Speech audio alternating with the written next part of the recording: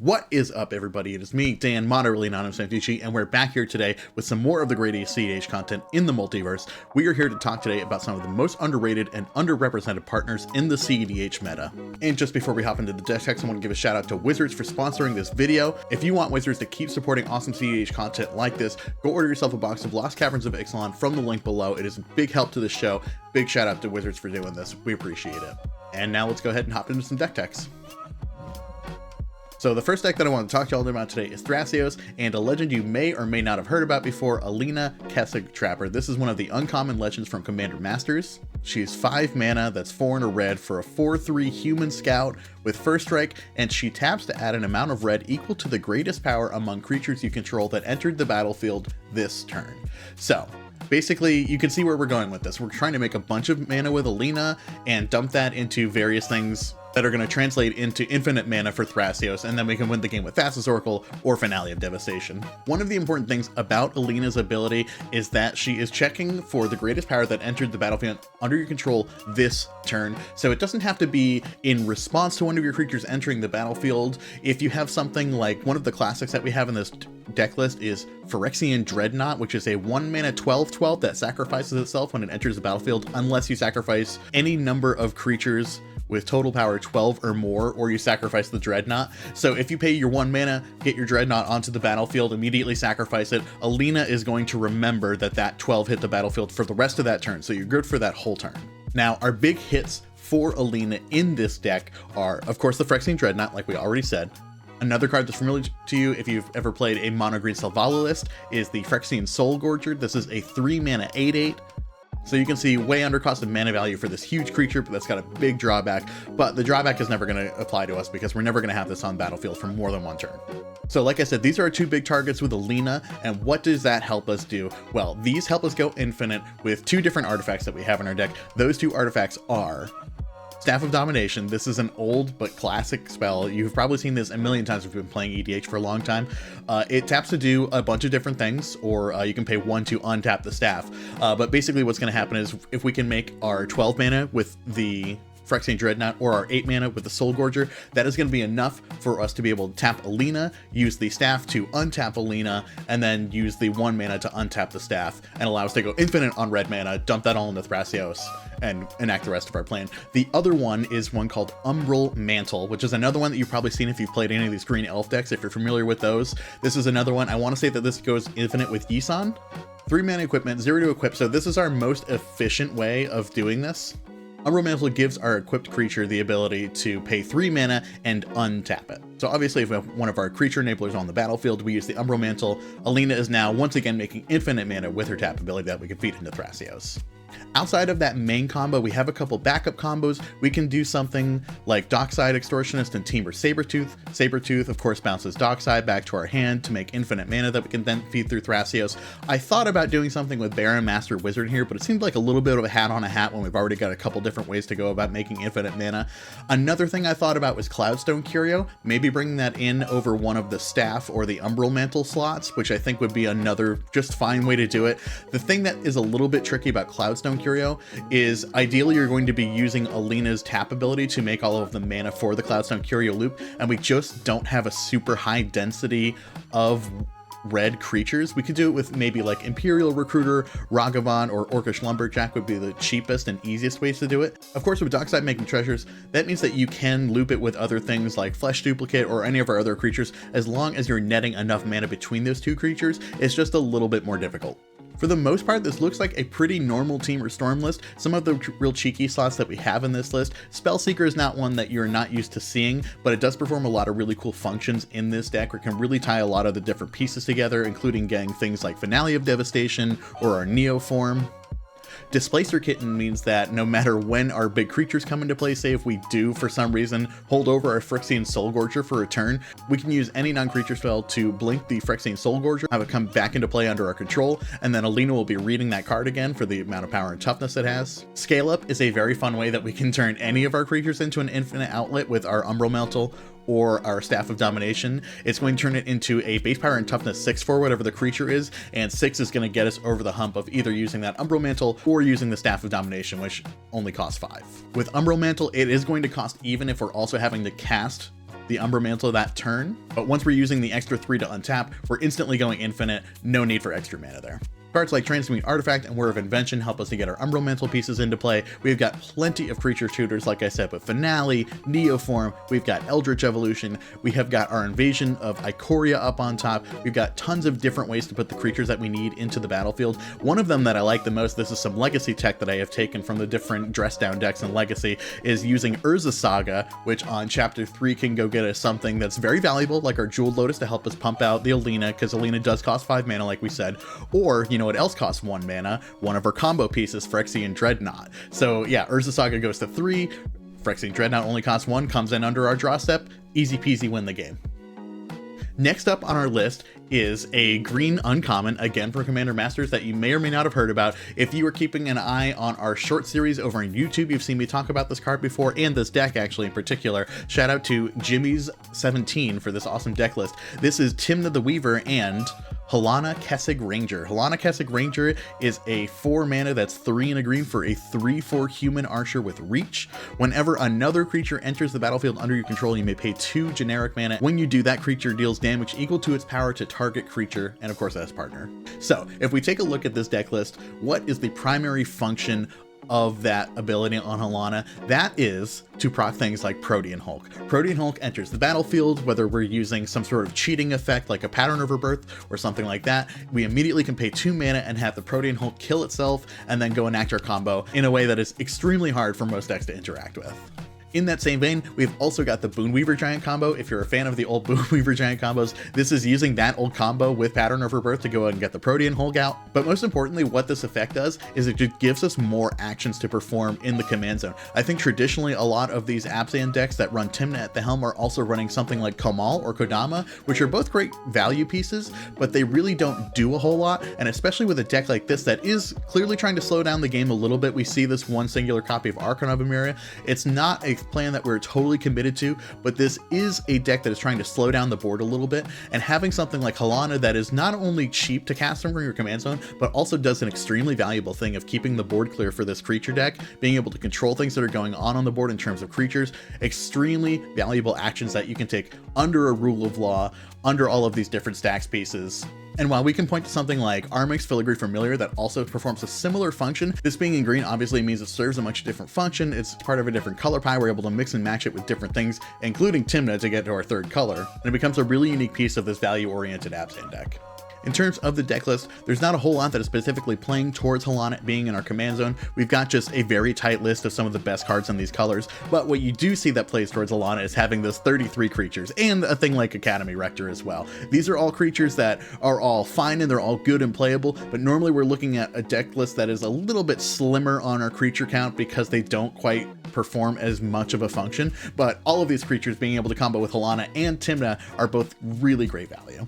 Next up for underrepresented, this is going to harp much more on underrepresented because this is new. I have built this list for Francisco Foul Marauder, which is the new pirate partner from the Lost Caverns of Ixalan Precon, along with Crom Ludovic's Opus. I gave a lot of thought to this pairing, and I thought that Grixis is probably the best pairing for Francisco because there's a lot of really great blue pirates and there's a lot of really great red pirates. We of course also get the AB combo of having Malcolm and Glenhorn, but you'll see that while it is in this deck, it's not really a primary concern of ours. Once we get through talking about some of the different slot choices, you'll see that it's an AB combo that we have, but it's not one that is necessarily the best. First, let's take a look at Francisco. So Francisco, brand new card here. It is a 0/1 legendary bird pirate for 1 and a black and has flying. It cannot block and says whenever 1 or more pirates you control deals combat damage to a player, Francisco explores and has partner. So if you need a reminder on explore, that means that you reveal the top card of your library. If it's a land, you put it into your hand. Otherwise, it puts a +1/+1 counter on the creature, and then you choose to either leave that card on top of your library or you put it into a graveyard. It's a little bit like DRC Surveilling Effect, but just a little bit different because the land goes into our hand if we reveal it. Now, another thing that you're going to notice is that Francisco does not have any power of his own, meaning that he cannot trigger himself. Francisco cannot do combat damage to a player unless we have another pirate. So let's take a look at what pirates we are running alongside Francisco. We've got some of the classics, of course. We got Dockside Extortionist. That is just an all-star. It doesn't even matter that it's a pirate. You could absolutely forget that it was a pirate and you're going to run it out anyway, obviously. Ragavan, S tier pirate. banned in formats, that's what we're looking for. We've got the Glint Horn that we talked about earlier to go along with our original Malcolm Keen-Eyed Navigator. We're also running the new Malcolm Alluring Scoundrel, I think is the name. His head's obscuring his title. But this is a nice flash threat. It's cheap and easy to get down. Being a 2-drop is kind of convenient with Francisco. There's a lot of ways that you can get these both out on turn 1. We have also got the new Breaches. I really like the new Breaches in playtesting. Whenever a pirate you control attacks, choose one that hasn't been chosen this turn. Even if we don't have another pirate to attack along with it, if we just get Breaches down and then attack with Francisco is not going to trigger his own ability to explore, but he can trigger any one of Breaches' abilities if we want to impulse draw off the top, that exile, if we want to make a treasure token, whatever we need, we're going to be able to do it. Other ways to support that treasure synergy outside of our pirates. Mayhem Devil, while this isn't an infinite mana outlet, it is hugely valuable because this is a deck that can make a huge amount of treasures. The same thing with Professional Facebreaker. We're already making a huge amount of treasures. Professional Facebreaker works like a Tymna effect, where every time we deal combat damage to one of our opponents, we're going to get treasures. So being able to use that in conjunction with things like Malcolm and our other abilities that give us tons of treasures for all of these creatures hitting, it's going to give us a huge amount of fodder for both cards like Mayhem Devil and Professional Facebreaker. Grim Hireling is another card that I thought about for this deck. It's a little bit chunky at 4 mana. I'd love to find the room for it, but it's probably like my 101 to 105th card for this deck. In regards to the partners that we've looked at so far, one of the qualities that we've seen in both of them is that they're kind of expensive, which is one of the things that is probably keeping them a little bit underexplored. Some of the best things about partners, ones like Rogue Rack in particular, are that they cost 0 mana, so they turn on cards like Fierce Guardianship, Deflecting Swat, and Deadly Rollick for free. While Francisco is not 0 mana, 2 mana is very palatable. Tons of ways to get this guy out on turn 1, and being able to turn on all of those free spells just for 2 mana is really great. So I think that's actually a huge boon for Francisco. Other than that, like you can see, we're looking like a mostly pretty stock Grixis deck. A couple little bits of spice that I have put in here. One of them is Sensei's Divining Top, which is a little bit middling. This card is always a little bit mid. Again, like I said before, kind of my 101 to 105th pick. But with Francisco exploring off the top, we can start setting up our draws a lot more easily with Sensei's Divining Top. This could mean that you also might want to put a Bolas's Citadel in this deck, but it's not particularly necessary. The other slots that you're going to see that are a little bit cheeky are the Animate Dead.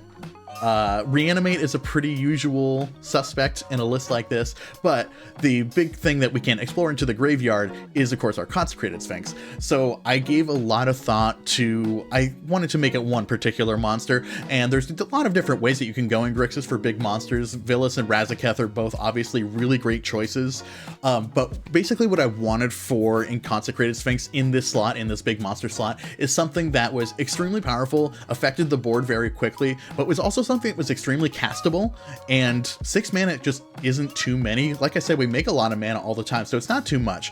I think that Vilas is like not quite where this deck wants to be, and Razaketh is also just a little bit left of center. Consecrated Sphinx, again, is castable. Again, we get to surveil it into the graveyard and get that really reduced reanimation cost with Animate Dead and those effects, but also it's just a pretty good card that's easy to cast that works alongside our Wheel of Fortune effects.